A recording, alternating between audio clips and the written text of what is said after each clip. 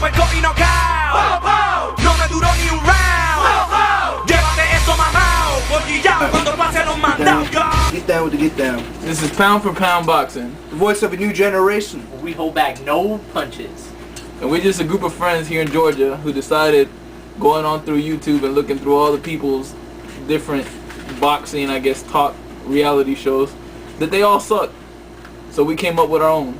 We don't like Larry Manchin, we don't like Jim Lampley, and we can't stand Max Kellerman, so we're doing our own thing. That's right, man. That's how it is.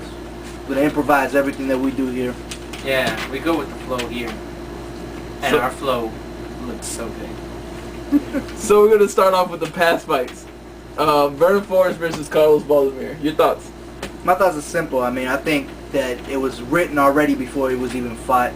I mean, Vernon Forrest is strictly going to outschool him. I said it before they even fought. It's going to be a 12-round decision.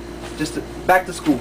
That's what it was, and that's exactly what happened. Vernon Forrest and Carlos Baldomir. I agree. I believe that a lot of people thought that Baldomir had more of a chance. I didn't see it either. I thought it was baloney. He was coming up in weight to fight Vernon Forrest. Vernon Forrest is just technically sound. Great kid from Georgia, from Augusta. That's right. He's just technically sound. He did all the right things. It was another day of walk in the park for him. I mean, let me be real about this, okay? The reason why everybody thought Carlos Baldomir had a chance in hell was because he's super hyped right now. Guy ain't got no punch. I call him Feather Fist Baldomir, okay? Basically, point blank and simple. He's sorry, man. And I don't know why. A man has got 13 knockouts and over 40-something fights. Come on, man. He ain't got no pop. No pop whatsoever. But Floyd Mayweather, who's supposed to be the pound-for-pound Picasso, the man to beat, whatever. You know, he fights him and he makes this guy stellar. Man, that guy's garbage, man. Let's be real about this. We ain't pulling back no punches. What you got to say, my man? Man, I love boxing. That's what I'm talking about. That's what we're talking about. The second fight, Vasquez versus Marquez 2. Man, an exciting fight, man. I love this fight. I can't wait for number 3. My man, I'm going to tell you, the rubber match is going to be hell. All hell broke out in part 1. They were both cut up, knocked down. It was an exciting fight. Round 2 came in. Second fight, both guys cut up again. But hold on, but I thought it was a premature stoppage. Premature stoppage. He was swinging back.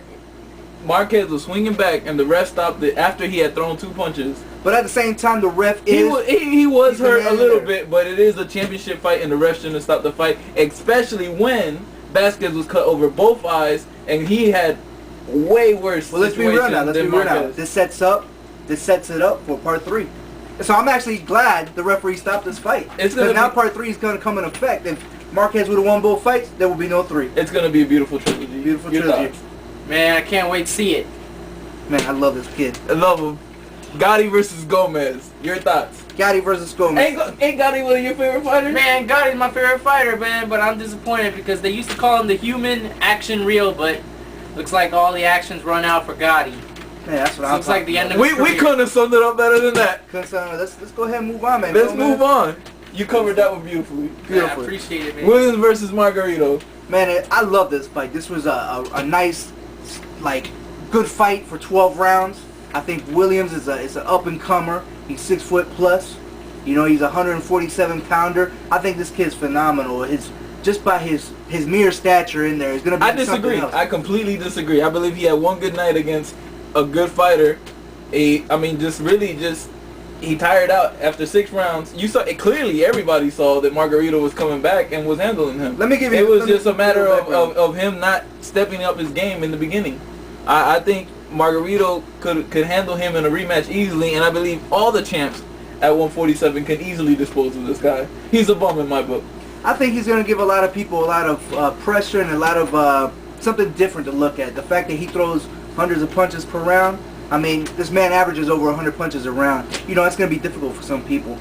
It's going to be difficult, but anybody who is technically sound and who can really box is going to pick him apart. Floyd Mayweather will pick him apart. Cotto will pick him apart.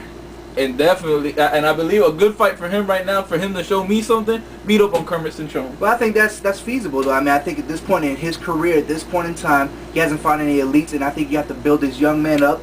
And when he's built up, then he could be a force to be reckoned with. But he's claiming elite status already, so he needs to show me. It's all about money. Show me. Your thoughts on that? Man, I could go for a margarita right now. Love him. Love him. Cintron versus Matisse. Yo, unbelievable knockout stoppage. I mean, you know, I was highly impressed by Cinturon right now. You're only as good as your last fights. I'm going to say that right now. And that Margarito fight, I know you want to put it behind you, but that's always going to be the talk until you fight Margarito again in a rematch and do what you did at Walter Matthäus. But, you know, great fight. Nice stoppage. Very impressive with his technically sound. I mean, ever since he Cinturon, I'm not impressed, buddy. Let me tell you right now. Your fight with Margarito, you got beat up, and then you cried like a little girl when you left. Not impressive. Not for a fighter of any stature. If you're a real champion, you need to go in there and start beating good guys up. These little bums that you're picking, this Matthäus, bro, they don't even know who he is in Argentina, and he's coming over here to fight you. Let's be real. Let's be serious. Fight somebody good, and then come talk to us. I'm not talking about you until you do that. What you got saying, man? What kind of name is Cintron? Now we're going to talk about the upcoming fights. We got Arthur Abram versus Corey Gever. Well, Arthur Abram is the champion at 160. You know, It should be an easy fight for him. Next fight. That's it. Easy fight. Point blank and simple. The guy that never gets any credit. Ivan Calderon versus Hugo Fidel Casares. Well, I think that 105 division, I mean, you're not going to get so much credit. I mean, who wants to fight at 105? My sister weighs more than 105. I mean, let's be real about that. Benito Lopez, right? He retired, undefeated, over 50-something plus fights, over 30-something knockouts, and he had no recognition, even though he did fight in HBO a couple times. But that 105, if you just pick up in some weight, man, I think it'll be a nice division. But let's be real about it. I mean, nobody wants to see a little 105 guy fight when, you know, average guy like 160, 180, you know? Come on. Especially when you can't knock nobody out. Calderon, Yeah, we're looking at you to win, but I guess we can't talk to you. We can't talk about you either until something impressive happens. It's like watching two angry toddlers wail on each other. I agree. The next fight, we've got. Oh, where are they now? What does Michael Moore, Riddick Bowe, Michael Grant, and Yodi Boy Campas have in common? Try to make a comeback, man. And they're still fighting. Guys, you do not get the hint. You were great at one time, not anymore. I think these guys are living their yesteryears. They're living in the past. They want to come up, you know, especially the heavyweights. They say, oh, the heavyweight division is not doing so solid, especially for the Americans. So they want to come in here and they want to rejuvenate or make it, I guess, old because they're not really young cats anymore. But, you know, what can you say about these big guys trying to come in and throw their weight around? That's all I can say. They're really they're not in shape, and I don't know, man. We'll see. I think there was one guy missing off this list that truly needs to be there, and that's Evander Holyfield. You need to just retire. I'm done with you too. These fighting these bums on pay-per-view. Who pays to watch these fights? I wouldn't pay to see this Hey, garbage. he's got to make money to pay for his child support. That's true too. Can't hate on the man for trying to make some money, but at the same But time, I'm gonna I hate don't wanna on see you. that I'm man. gonna hate on you anyways, because anybody who's in that weight division is gonna knock him out. Any real champion in the heavyweight division, all those Russians will beat the smack. Well, out I of think him. that's why the focus is now on the lower weight class because the heavyweights right now ain't pulling their weight. To be honest, no pun intended. But let's be real about that. They ain't pulling their weight. They never were. You guys are garbage. All I can say is Riddick Bowe used to have his own video game. I think he needs to spend less time behind the sticks and more time in the gym. Could have said it better myself. Exactly. And then now we go to the must-see fight event. The fight where it's a dream fight is where you put two people who are evenly matched and see who would win. And this week's contender is. Yo, I think this week we should put Zab Judah and Camacho Jr. together. This, to me, is the super unachievers match. It's a must-do, do or die crossroads fight for Zab and little Camachito. Both of y'all, you guys were highly supposed to be nice prospects, and then y'all turned out to be not a prospect. I mean, what can Y'all you are say? shooting stars. Y'all are falling stars. Y'all are once shining brighter than anybody else in this division. And anytime y'all win against any real credible opponent, y'all lost.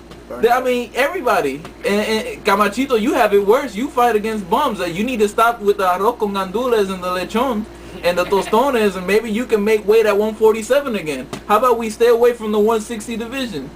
I agree. And don't hate on Judah too much. You know he's sterile now after fighting Cotto. We agree. I agree. Well, that's it for this week on Pound for Pound. I hope you enjoyed it. We'll be here every 2 weeks giving you the first half of the month's fights coming up and then the second half the next 15 days. And I hope you enjoyed it. If you have any questions, email us at the bottom. We will answer your questions in the next one, and maybe we can do a mailbag or something like that. Hope you enjoyed it. If you didn't, we don't care. We enjoyed it. Ya ho per comino